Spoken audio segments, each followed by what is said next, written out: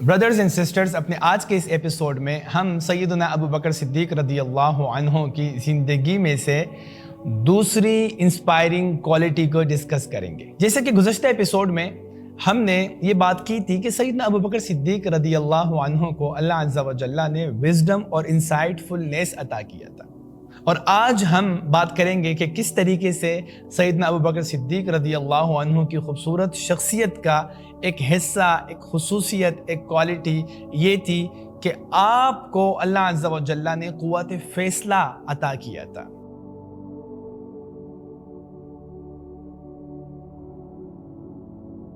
ابو بکر صدیق رضی اللہ عنہ وہ سیلف انیشیٹو پرسنالٹی کے مالک تھے، وہ ڈیسیجن میکر تھے۔ یہی وجہ ہے کہ جب نبی کریم صلی اللہ علیہ وسلم کا انتقال ہوا اور ابو بکر صدیق رضی اللہ عنہ مقام سنہ پر تھے اور ان کو خبر دی گئی، تو جب وہ واپس آ گئے تب تک صحابہ کرام کے درمیان بڑی بے چینی تھی، وہ پریشان تھے، عمر رضی اللہ عنہ بھی نڈھال تھے۔ تو اس وقت ابو بکر صدیق رضی اللہ عنہ نے کس طریقے سے انیشیٹو لیا؟ آپ نبی صلی اللہ علیہ وسلم کے حجرے میں گئے اور نبی صلی اللہ علیہ وسلم کا ماتھا چوما، اور آپ نے واپس آ کر لوگوں کے سامنے ایک تقریر کی، اور آپ نے اپنے اس اسپیچ میں، اس تقریر میں کچھ یہ الفاظ ادا کیے کہ من کان یعبد محمدً، وہ لوگ جو محمد کی عبادت کیا کرتے تھے، فإن محمدًا قد مات، جان لو کہ محمد صلی اللہ علیہ وسلم کا انتقال ہو چکا ہے، ومن کان یعبد اللہ فإن اللہ حی لا یموت، اور جو اللہ کی عبادت کرتے ہیں تو یاد رکھو اللہ تعالیٰ ہمیشہ سے زندہ ہے اور ہمیشہ زندہ رہیں گے، اللہ کو کبھی موت نہیں آئے گی۔ تو لوگوں کی ایک اٹینشن گریب کی اور ان کو یقین دلایا کہ اللہ کے نبی صلی اللہ علیہ وسلم کا انتقال ہو چکا ہے، یقین کرو اس بات پہ۔ اس کے بعد پھر دلیل دی، ایویڈنس پیش کیا اس بات کا، اور وہ آیت پڑھی جو اللہ عز و جل نے جنگ احد کے بعد نبی صلی اللہ علیہ وسلم پر نازل کی تھی۔ فرمایا کہ وما محمد الا رسول قد خلت من قبلہ الرسل افإن مات او قتل انقلبتم على اعقابکم ومن ينقلب على عقبیہ فلن يضر اللہ شیئا، کہ محمد صلی اللہ علیہ وسلم اللہ کے رسول ہیں، اور ویسے ہی رسول ہیں جیسے بہت سارے رسول آئے، دنیا میں وقت گزارا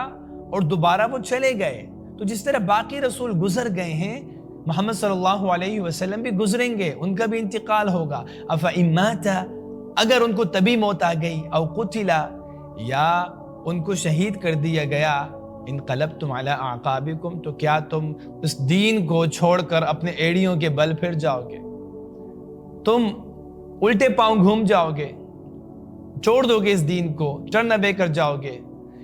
پھر فرمایا کہ جو اللہ کے دین کو چھوڑے گا تو وہ اپنا ہی نقصان کرے گا، اللہ کا کوئی نقصان نہیں کر سکتا، لیکن جو اس دین پر قائم رہیں گے اللہ ان کی قدر کرے گا۔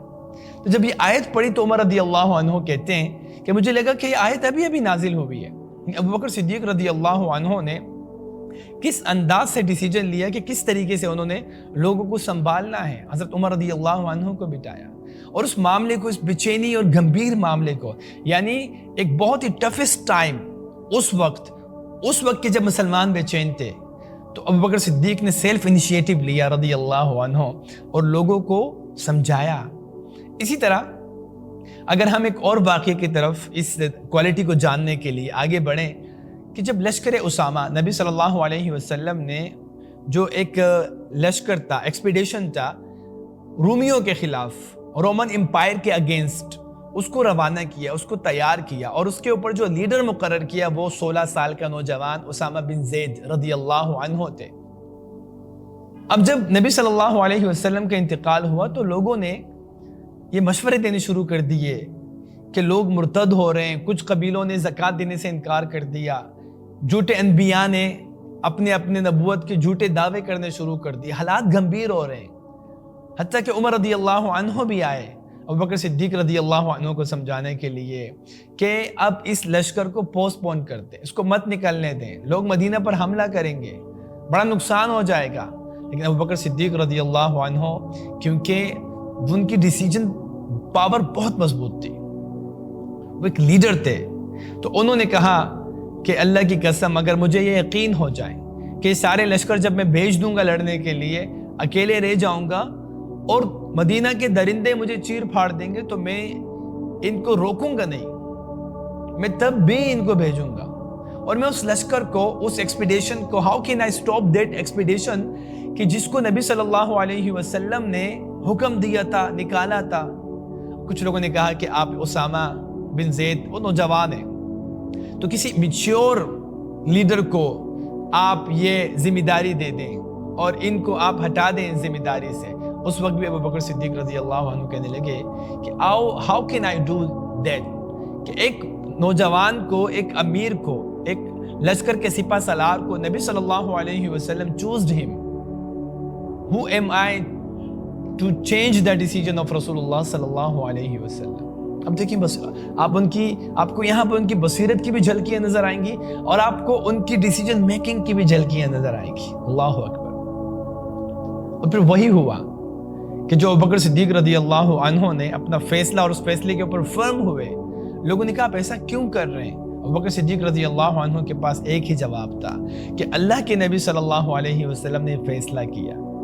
نبی صلی اللہ علیہ وسلم کے فیصلے کو ابوبکر صدیق نے پریفر کیا۔ عمر رضی اللہ عنہ کہتے ہیں جب ابوبکر صدیق فرم ہوئے، ڈٹ گئے اور استقامت کی دیوار بنے تو ہمیں یقین ہو گیا کہ اللہ نے ابوبکر صدیق رضی اللہ عنہ کا سینہ کھول دیا ہے۔ اور پھر ابوبکر صدیق رضی اللہ عنہ نے جب جو فیصلے نبی صلی اللہ علیہ وسلم کر چکے تھے ان کو جب ایگزیکیوٹ کروایا تو اس کے فوائد اگلے چند سالوں میں، اگلے 2.5 سال میں پورا سرزمین حجاز، عرب پیننسولا، وہ مسلمانوں کے انڈر آ چکا تھا۔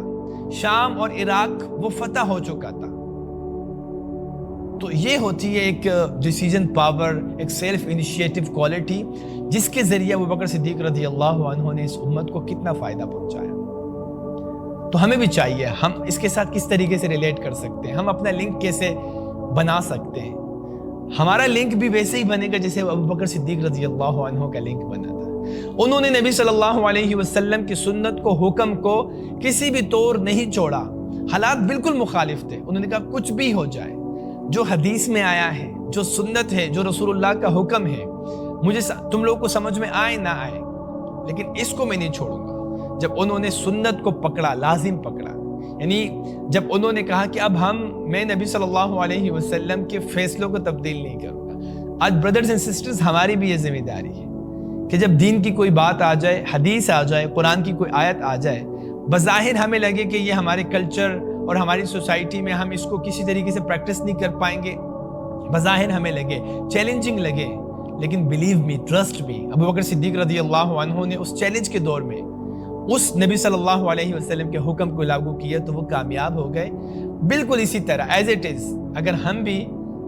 بھی